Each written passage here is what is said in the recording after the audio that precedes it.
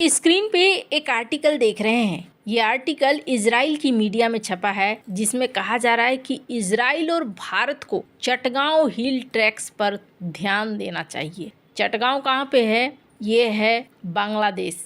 Israel और भारत को मिलकर आखिर बांग्लादेश पे ध्यान क्यों देना चाहिए और ये इजराइल की मीडिया में क्यों छपा है? वहीं दूसरी तरफ पीएम मोदी इजराइल जाने वाले हैं, लेकिन इजराइल जाने से पहले अरब देशों की मीटिंग क्यों बुलाई? जियोपॉलिटिक्स में बहुत कुछ चल रहा है, हमेशा की तरह जानने को मिलेगा बहुत कुछ। आइए जानते हैं इन खबरों को विस्तार से। पीएम मोदी जल्द ही जाने वाले हैं इजराइल। इजराइल से न्योता भी आया है।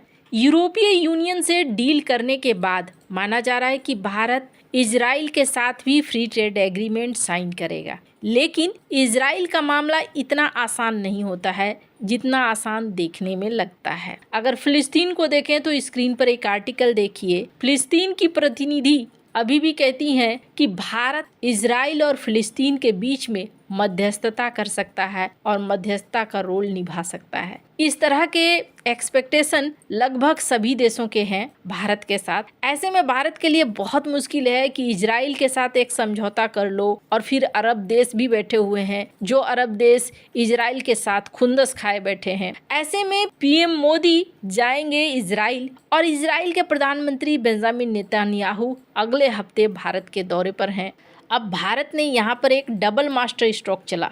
इन्होंने नेतन्याहू के दौरे से पहले अरब देशों को पहले ही दिल्ली बुलाकर एक बड़ा मैसेज दिया है। जयशंकर की कूटनीति का एक नतीजा है कि अरब देशों ने भारत को फिलिस्तीन का मसीहा मानना शुरू किया है। वैसे भारत ने एक बेहतरीन बैलेंसिंग एक्ट के जरिए जियोपॉलिटिक्स में भारत का कद बढ़ा दिया है। भारत ने आज यानी कि 31 जनवरी 2026 को नई दिल्ली में दूसरी बार अरब विदेश मंत्रियों की मेज़बानी की है। ये बैठक पूरे 10 साल के लंबे इंतजार के बाद में हुई है। इसमें अरब लीग के सभी 22 देशों के प्रतिनिधि शामिल हुए और दिलचस्प बात यह है कि ये बैठक जयशंकर की दिसंबर 2025 की इजराइल यात्रा और प्रधानमंत्री नेतन्याहू के प्रस्तावित भारत यात्रा के बीच में हो रहा है। इस बैठक के दौरान भारत के विदेश मंत्री का एक ऐसा बेहतरीन बैलेंसिंग एक्ट देखने को मिला, जिसकी वजह से जियोपॉलिटिक्स में भारत का कद और भी बढ़ गया। दिल्ली पहुंची फिलिस्तीनी विदेश मंत्री वारसेन शाहीन ने सीधा और भावनात्मक कार्ड खेला। उन्होंने जयशंकर से मुलाकात के बाद सार्वजनिक तौर पर अपील करते हुए कहा कि भारत ही वो महान देश है जो इजराइल और फिलिस्तीन की जंग रुकवा सकता है। पीएम मोदी की इजराइल से दोस्ती और अरब देशों से रिश्ते उन्हें दुनिया का सबसे बड़ा मध्यस्थ बनाते हैं। फिलिस्तीन ने भारत से गाजा के पुनर्निर्माण में भी आगे आकर बढ़कर अपना रोल निभाने की बात कही है। वैसे दिसंबर 2025 में जब जयशंकर इजराइल में थे तो वहां सिडनी के एक हमले में यहूदियों की मौत पर उन्होंने गहरी संवेदना जताई थी। भारत और इजराइल ने जीरो टॉलरेंस की नीति को फिर से दोहराया है। भारत और इजराइल के बीच ड्रोन तकनीक, मिसाइल डिफेंस को लेकर कई समझौते भी हो रहे हैं। एक तरफ भारत इजराइल के साथ अत्याधुनिक हथियारों का सौदा कर रहा है, वहीं दूसरी तरफ 22 अरब देशों को एक साथ मेज में बिठाकर अपनी एनर्जी सिक्योरिटी को भारत सुरक्षित कर रहा है। जयशंकर ने यह साबित कर दिया कि भारत अब उन दुनिया के चंद देशों में है जो युद्ध के दो धुर विरोधियों से एक साथ हाथ मिला सकता है। अरब देशों के साथ बैठक की अध्यक्षता यूएई भी कर रहा है। जयशंकर ने साफ कह दिया है कि भारत जियोपॉलिटिक्स का एक बड़ा और अहम प्लेयर है। भारत इस साल ब्रिक्स की भी अध्यक्षता कर रहा है। जयशंकर इसे ग्लोबल साउथ की आवाज बना रहे हैं, जहां अरब देशों का समर्थन भारत के लिए बहुत जरूरी है और आईएमएफ कॉरिडोर के लिए भी ये समर्थन बहुत जरूरी है। तो जहां एक तरफ पीएम मोदी भी आपको अरब देशों के विदेश मंत्रियों के साथ देखने को मिलेंगे। ये काफी अहम बैठक रही है। इसको लेकर भारत सरकार ने जॉइंट स्टेटमेंट भी जारी किया, जिसमें कहा गया कि अरब देश और भारत मिलकर एक दूसरे के साथ आगे बढ़ेंगे। यानी आने वाले दिनों में आपको कई घटनाएं अब यहाँ पर होती हुई दिखेंगी। ये भारत का एक बड़ा रूप ही है। पर ऐसा है कि इजराइल और भारत के बीच में जो रिश्ते हैं वो काफ़ी अहम हैं और बहुत दूर तक जाने वाले हैं।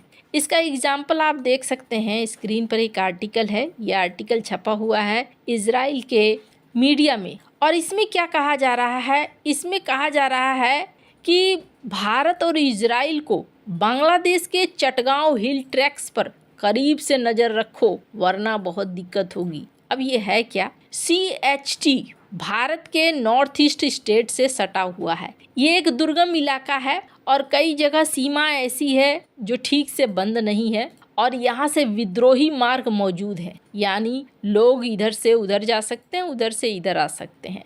अस्थिरता फैलने का डर भी रहता है और ये मुद्दा क्षेत्रीय सुरक्षा का मुद्दा भी है, क्योंकि यहाँ पर कहा जा रहा है कि कई ऐसे समूह हैं जो धीरे धीरे फैल रहे हैं और ये समूह पाकिस्तान आधारित नेटवर्क से लेकर कई कट्टरपंथी ताकतों से जुड़ रहे हैं इस आर्टिकल के अनुसार। वैसे आपको बता दूं, इजराइल के जो राजदूत हैं भारत में, उन्होंने कहा था कि हमास के नेता पाकिस्तान और बांग्लादेश में हैं और सक्रिय हो रहे हैं और कहा जा रहा है कि CHT जैसे कमज़ोर इलाकों में ये फैल सकते हैं। विचारधारा हथियारों से नहीं बल्कि प्रचार और निगरानी की कमी से फैलती है जो स्थानीय समुदाय को नुकसान पहुंचाती है। इस आर्टिकल में कहा गया है कि स्वदेशी समुदायों पर अगर फोकस करें जो कई गुटों के डर से धमकी और चुप्पी का शिकार हो गए हैं, वहीं बहुत ऐसे हैं जो अल्पसंख्यक हैं। बहुत सारी चीज़ें इस एरिया में एक साथ चल रही हैं। ऐसे में भारत और इजराइल को सीधे सीधे इस मामले में ध्यान देना चाहिए, वरना भविष्य में उनके लिए मुश्किलें आएंगी। ये खतरा नाजुक क्षेत्र में फैल रहा है और विश्व की राजनीति को ये प्रभावित करेगा। वैसे आपको बता दूं, चितगांव का ये जो इलाका है ये ऐसा नहीं है कि अभी से, 1977 से ही ये अशांति भरा रहा है। 1977 से 1997 तक तो बहुत ज़्यादा रहा है। नई सरकार ने यहाँ पर आदिवासी नेताओं की स्वायत्ता की मांग को ठुकरा दिया था और यहाँ के लोग मांग कर रहे थे कि हमें आज़ादी दे दो, लेकिन ऐसा हुआ नहीं था। बाद में भूमि विवाद बढ़ता चला गया और भूमि विवाद के साथ साथ यहाँ पर जातीय संघर्ष भी बढ़ता चला गया। अभी भी अगर बात करें इस एरिया की, तो ये एरिया अभी भी संवेदनशील है। अगर आप देखेंगे तो बहुत सारे न्यूज़, बहुत सारी खबरें इस इलाके से निकल कर आती रहेंगी।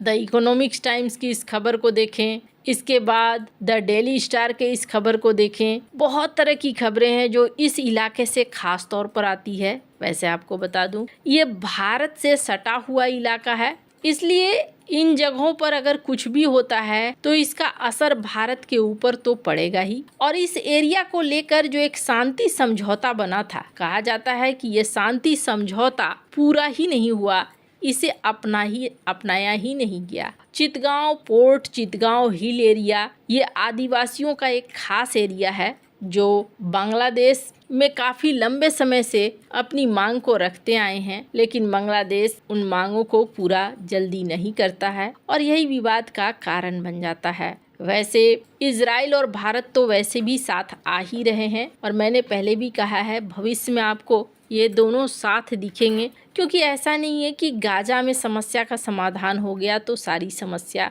निपट गई। आईमेक कॉरिडोर अगर बना है या बन रहा है तो इस आईमेक कॉरिडोर की वजह से भी इजराइल और भारत की दोस्ती बहुत लंबी चलने वाली है। आपको क्या लगता है, इन सब मामले में आपकी क्या राय है? कमेंट कर ज़रूर बताएं। जल्द मिलते हैं अगले वीडियो में नई खबर के साथ।